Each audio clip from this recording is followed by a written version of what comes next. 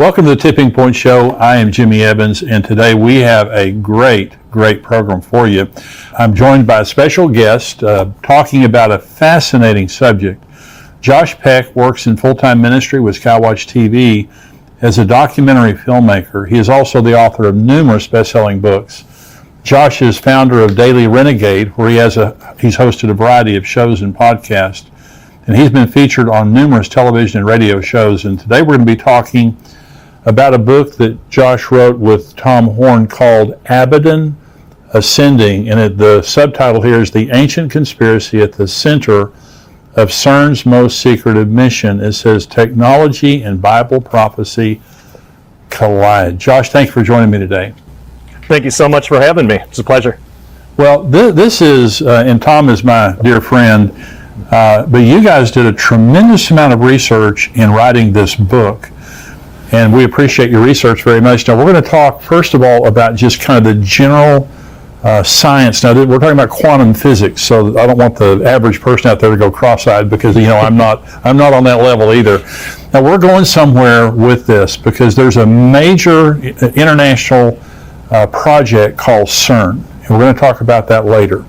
But we're going to begin by talking about some of the very, very troubling scientific things that are going on in the world today that the average person really needs to know about. Let me begin by saying, just in the simplest terms, what is quantum physics? Yeah, so physics is really just the study of nature, just the study of God's creation. We would put it like that as Christians. Quantum just means the smallest of the small. So whatever the smallest bits of matter, whatever the smallest particles are, that is what quantum physics studies. So it's just studying the smallest building blocks of God's creation. We as Christians would put it like that. A scientist wouldn't. They would say nature or the universe or something. But in a nutshell, that's what it means. So the field of quantum physics, it for the average person, it makes them feel a little bit uncomfortable. But you kind of feel the opposite about that, don't you? Yeah, it really what it comes from is scientists almost speak in a different language when they talk about quantum physics, and really you find this in all areas of science. Once you kind of get the lingo, though, you can kind of understand better what they're saying, and you realize that the big picture stuff isn't actually that difficult to wrap our heads around. It's just usually not explained very well, and unfortunately that's a huge problem in the scientific community. There are a few physicists that can explain it better for laymen like you and I, and those actually tend to get more popular. Like Michio Kaku is a good example of that. He has a way of being able to explain really complex things in a way that people can understand. So I try to do that in my books as well. Talk about these, they are mathematically complicated, but the big concepts around much of this stuff, really anybody can understand. And isn't that just like God to create nature that way, to make it where it's beautiful and complex and artistic and creative, but also simple enough where we can at least get our heads around it. Yeah, and one of the things that just bothers me a lot is that there's this concept that there's the Bible and that there's science, and that they're against each other. They're antithetical to one another. And I think people are being beaten down today. An example would be evolution being taught in schools. The educators are saying, well, the Bible, that's a fairy tale, but here, science is an absolute fact. They can prove evolution, which they cannot. And so talk about observation versus interpretation. Right. So yeah, science, it wasn't that long ago that science and religion really were kind of the same thing, because scientists, a few hundred years ago, they kind of viewed it the way that, I think we as Christians should today, just like I described earlier. We're studying God's creation. And if you approach science that way, understanding that this is God's creation and you're looking at it for, appreciation and stuff like that, it kind of takes out some of that natural pride and hubris that we see in science today. And that's because they've removed God from science, and right. They're just trying to look at the universe as if it either always was here or it created itself somehow, and they don't really have any good answers for that. But you're right, they'll say stuff like that, but then they'll talk against the Bible quite a bit. So the difference between observation and interpretation, I think, clears all this up, because science and the Bible actually do go hand in hand, which we should expect.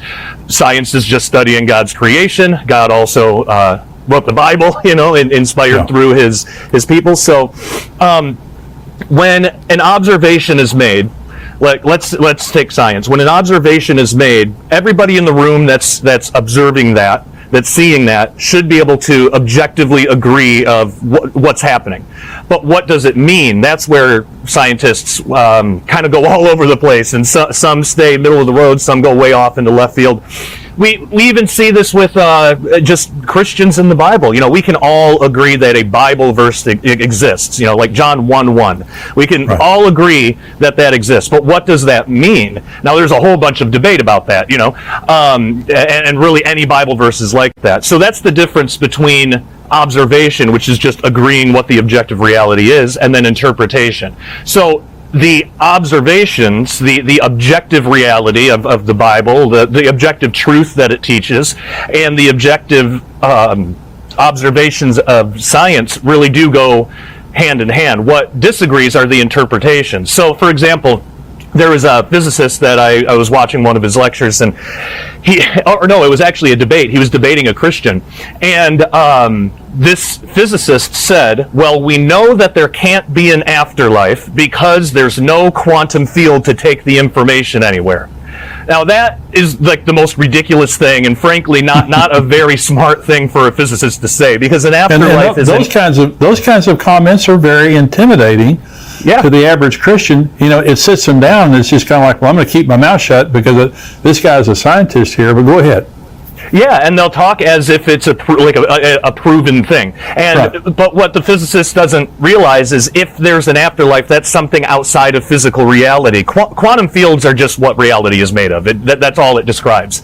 Just what physical reality, the world, the three-dimensional world we live in. It just describes how it operates, what it's made of. It says nothing about the soul. It says nothing about the afterlife, nothing about any of that. So saying that quantum field theory disproves an afterlife really doesn't make any sense. But that's how he's interpreting the very real science of quantum field theory. So the interpretations definitely disagree, but then we're just talking about different belief systems. So it's not really a problem with science and the Bible, it's a problem with just people's different belief systems. So really there is no contradiction between science and the Bible. Well, another example of that is I saw, a lot of the anthropology, the paleontology and things that is done, they go out and they find a fossil, and I noticed they found a tooth, a single tooth, and from that tooth, an artist rendered what that tooth came from. Not a skeleton, a tooth. And so that was the interpretation. Everybody saw the tooth. We all agree that's a tooth. But they then interpreted it according to their biases. That's what happens.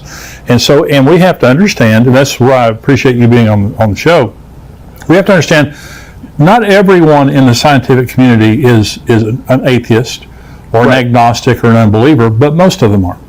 And so secularists control most of the sciences, and they interpret it as such. Now, talk about the slit experiment and how that's a good example of observation versus interpretation. Yeah, this is a great example. So the double slit experiment is a very real experiment. You can even do a small version of this at home with just some tinfoil and a laser pointer and a couple other things. There's instructions online. It's a really simple experiment, but it is strange because science right now there's no consensus on exactly what this means or why this is happening. But the basic rundown of it is when they shoot electrons that's called the double slit experiment. So they shoot electrons through these two slits. When there's a detector to detect the particle, the pattern that comes out on the other end of the two slits looks a certain way. But when there's no observer, when there's no detector, it looks different. So the kind of interpretation, the general interpretation is that somehow observing the particle changes the way that it behaves. Now, this can get all into sort of really wacky New Age stuff. I mean, New Age steals from quantum physics all the time, and this is a big one. This has spawned things like, you can create the reality around you, just picture it in your mind and it'll come into your, the name it and claim it kind of stuff too, and a lot of that. But, even if just the fact that it's being observed somehow changes it, these are electrons. This is on a microscopic, subatomic, really, level. It would be such a small change, you wouldn't be able to do anything with that in the real world.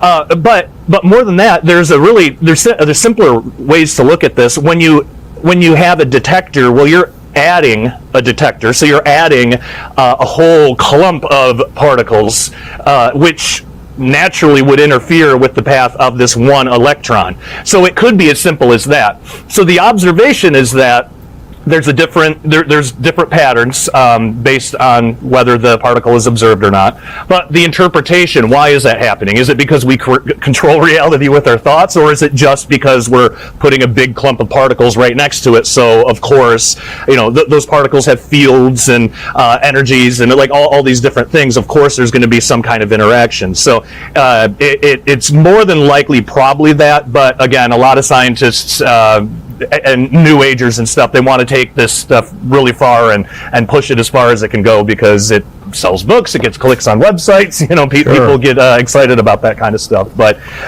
there's no reason to think that we are actually controlling anything at all, just in that our bodies are made up of particles that interact with traveling electrons. So it could be as simple as that. So talk about, why is quantum physics, what does it have to do with the Bible, and why should Christians care about quantum physics? Well, it's really cool because quantum physics says that everything in reality is essentially energy. But what's interesting is physicists don't know where the energy comes from. Now, we as Christians do. God spoke everything into existence. Right.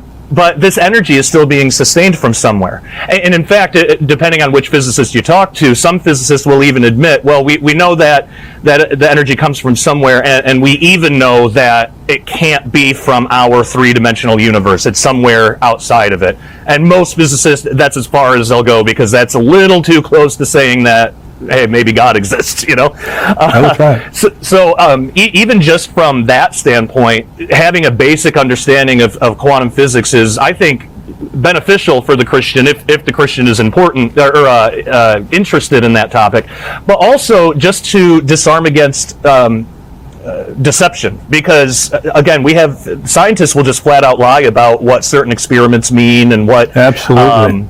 Yeah, and so we as Christians, like in that debate I brought up earlier, there would be a lot of Christians that would hear something like that, and it sounds scientific. The quantum field theory says that there can't be an afterlife because there's no quantum field to take the information anywhere. And by the way, quantum fields don't take information anywhere anyway. That's not exactly. I don't know what that physicist was talking about, but when a Christian hears something like that, it can sound kind of convincing, and it's like, well, now I guess I have my faith. I got to throw out all of science now. Well, not necessarily. Throw out some of the interpretations that disagree with the Bible, but you can keep the science. Quantum field theory it's a real thing. It's how the LHC at CERN actually works. But so having just a basic understanding of some of this stuff can help us disarm against all the deception that's out there in the scientific community.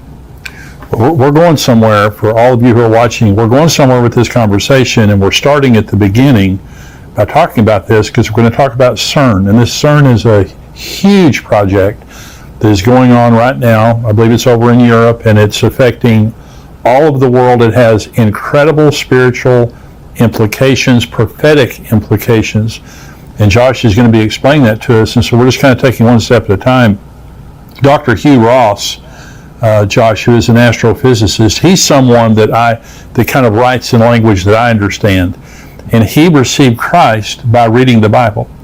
And he started reading all of the holy books around the world of the major religions.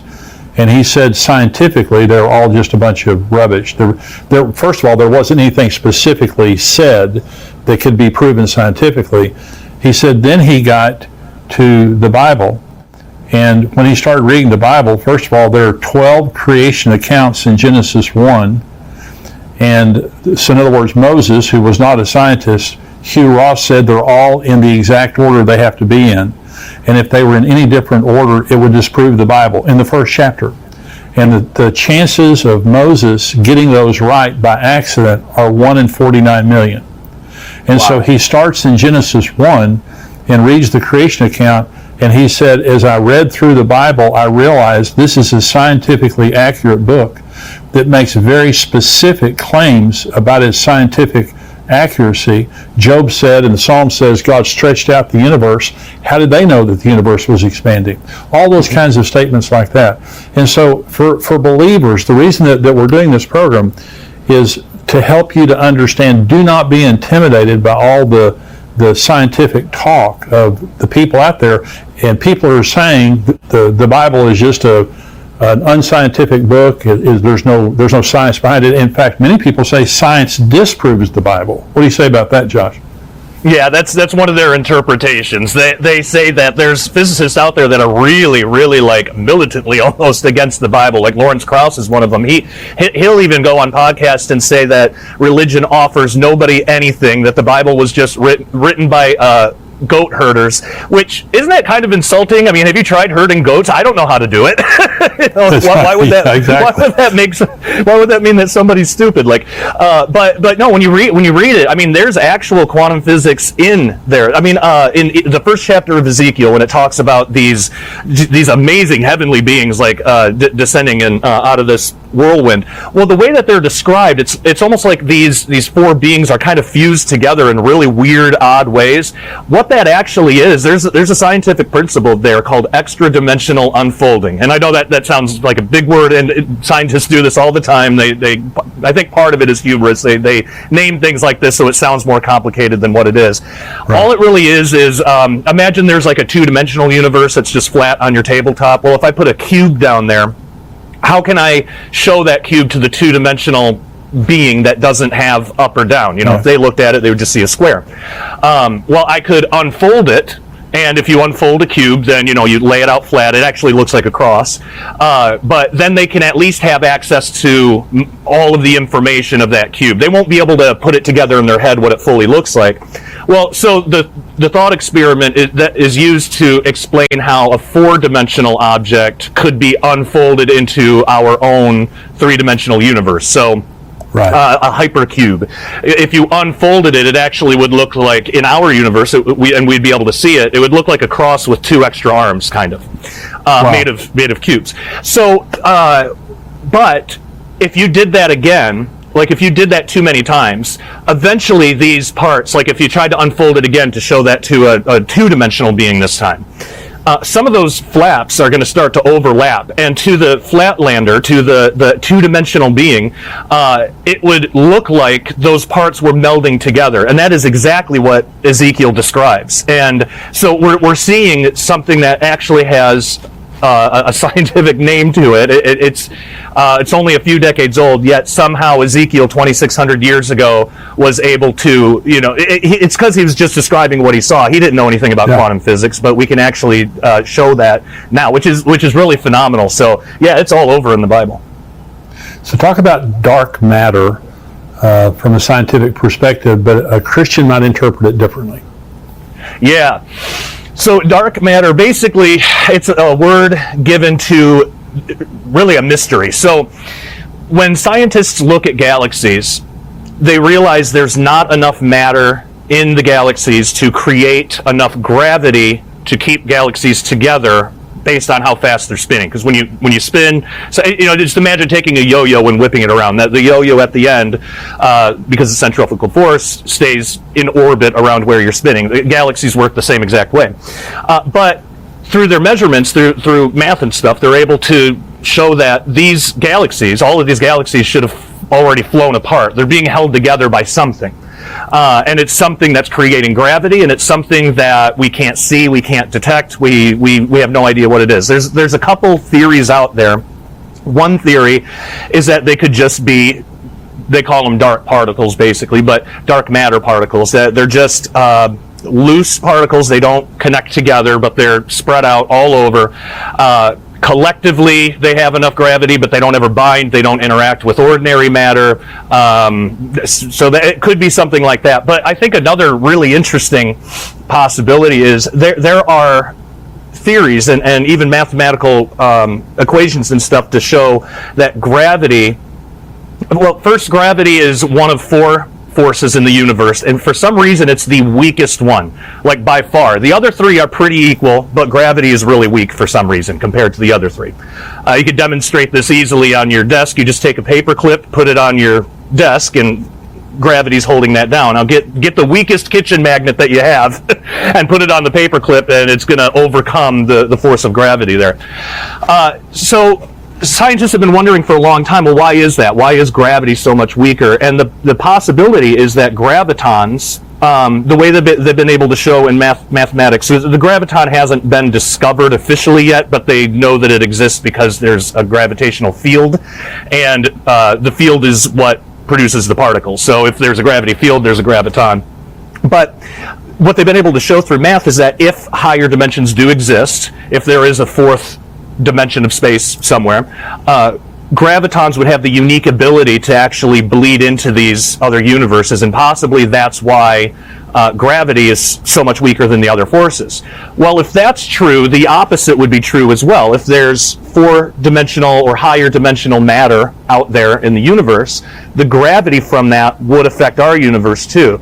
So I write about the in Abaddon Ascending, I write about the possibility, what if what's holding these galaxies together, what's holding the universe together, is just the surrounding spiritual creation that God put in place, and maybe that's what scientists are calling extra dimensions, when really they're talking about heaven, or the spiritual reality that God created. So it could be that those very real constructs, those heavenly constructs, could be affecting gravity all throughout the universe, and maybe that's what's actually holding galaxies together. So no way to prove it, but it's a really interesting thing to think about.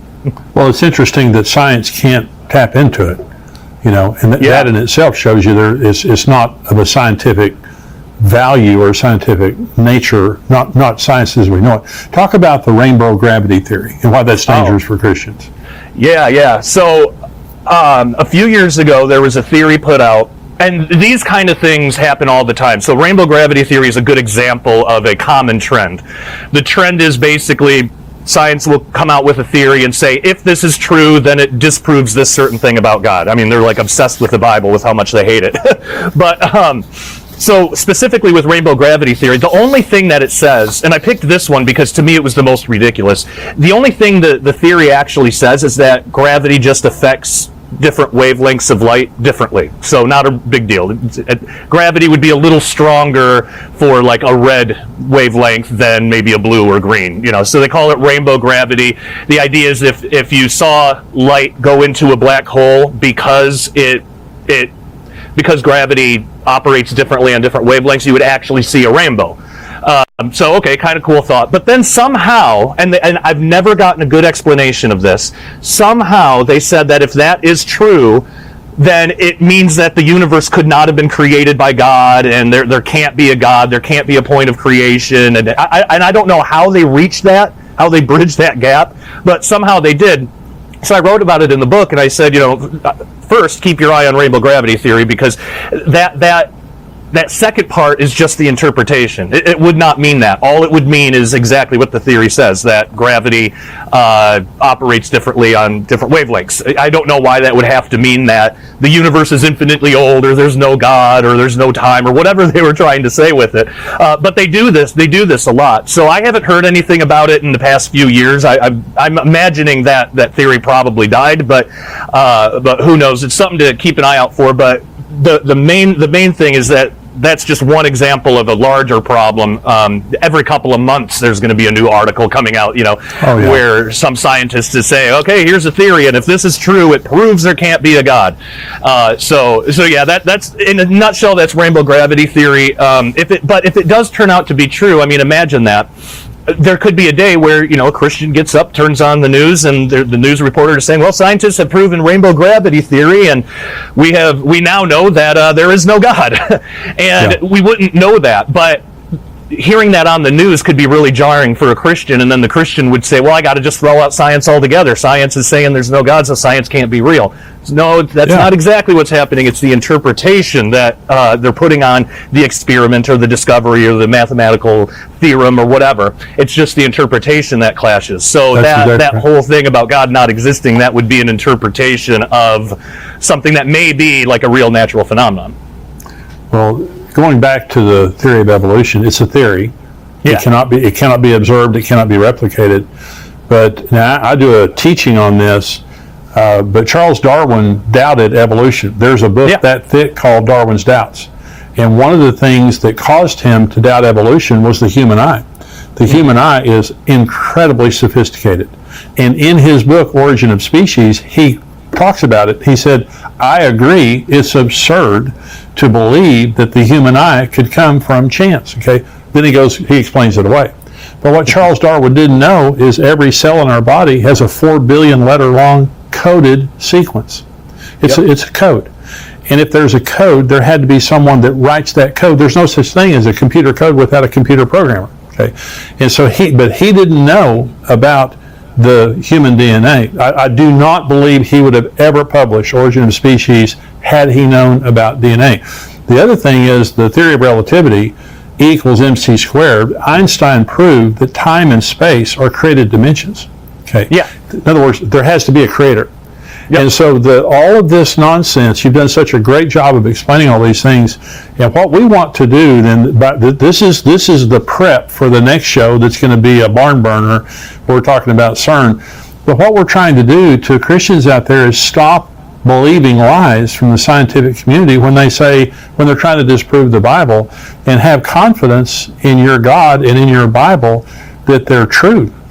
They cannot be disproven, and the nature itself proves. So anything else you want to say, Josh, before we close this program? There are some really good scientists out there who are Christians. I can suggest Dr. Stephen Meyer is excellent. He's really great. Michael Strauss is really good too. He actually works at CERN. He's a Christian. I actually just had him over not that long ago to interview him for a film that we just put out called Ragnarok. So there are like good scientific sources out there where you can actually learn quite a bit, and they put it in ways that you can understand. So there's a lot of good out there in the scientific community. We just need to know where to look. Great. So what is your website where people can go to find out more about you? Sure. If they want to get the book, skywatchtvstore.com is the best place to go, and then my personal website is dailyrenegade.com, and we'd love to have you all over there. Great. Well, you need to look Josh up and his website there, Abaddon Ascending. Now, on the next show, Josh is going to join me. Now, we're talking about CERN. You've got to hear this stuff. It's absolutely mind-boggling what is happening there. Josh, thank you for joining me. I'll see you again on the next show. Sounds good. Thank you. God bless you. Goodbye. If you're watching us now on YouTube, I want you to become a subscriber. We have endtimes.com, and we have a whole podcast that's going to follow. The rest of the podcast is going to follow this interview with Josh. I'm talking about items in the news related to Israel and Iran. I'm also answering questions from our subscribers. And so if you're not a subscriber to endtimes.com, go to endtimes.com. It's $7 a month, $77 a year. We would love to have you be a subscriber. And if you are a subscriber, you cannot watch the full version here on YouTube. You need to go to endtimes.com to watch the full version. God bless you. Stay tuned.